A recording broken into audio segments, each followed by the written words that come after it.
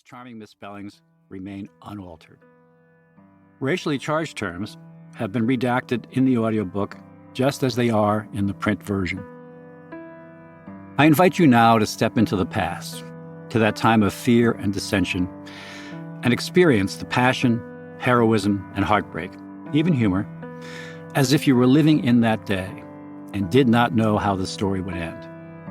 I suspect your sense of dread will be all the more pronounced in light of today's political discord, which, incredibly, has led some benighted Americans to whisper once again of secession and civil war. Erik Larson, New York, 2024. A boat in the dark. The oars were audible before the boat came into view. This despite a noisy wind that coarsened the waters of the bay. It was very late on a black night. The rain, according to one account, fell in torrents, and the wind howled weird-like and drearily. In recent weeks, the weather had been erratic, seductively vernal one day, bone-rackingly cold the next. One morning there was snow. For a week, a strong gale had scoured the coast.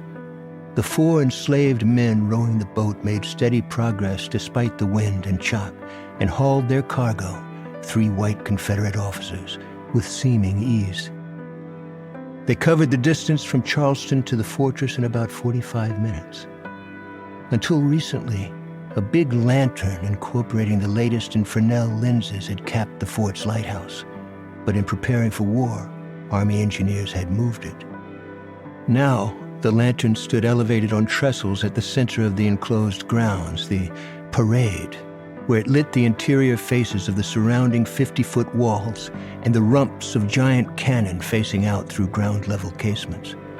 From afar, at night, in the mist, the light transformed the fortress into an immense cauldron steaming with pale smoke.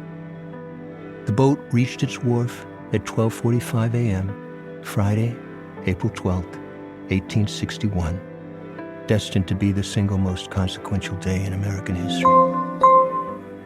Over the last 113 days, the fort's commander, Major Robert Anderson, and his garrison of U.S. Army regulars, along with a cadre of men under Captain John G. Foster of the Army Corps of Engineers, had transformed it from a cluttered relic into an edifice of death and destruction. It was still drastically undermanned. Designed to be staffed by 650 soldiers, it now had only 75, including officers, enlisted men, engineers, and members of the regimental band. But its guns were ready, nested within and atop its walls. Also, 5 large cannon had been mounted on makeshift platforms in the parade and pointed skyward to serve as mortars, these capable of throwing explosive shells into Charleston itself. In those 113 days, this fortress, named for Thomas Sumter, a Revolutionary War hero, had become a profoundly dangerous place to invade and could have resisted attack quite possibly forever, but for one fatal flaw: it was staffed by men, and men had to eat. The food supply, cut off by Confederate authorities, had dwindled to nearly nothing.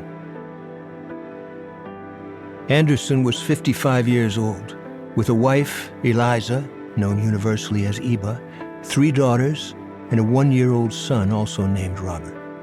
Anderson was clean-shaven, rare for the time, and this helped impart to his face a pleasant openness, very unlike the hollow axe-handle aspect of his Confederate opponent across the bay, his friend and former pupil, General P.G.T. Beauregard, who had taken command of all South Carolina military activities.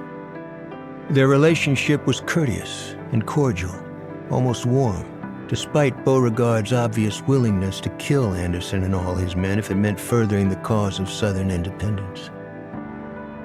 Anderson adored his family and mourned the separation from them that was so often required by the Army.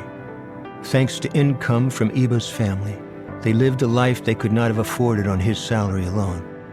They owned a house on West 9th Street in New York, but with Anderson's rising notoriety, Eba and the children moved into the nearby Brevoort House Hotel, a luxurious 5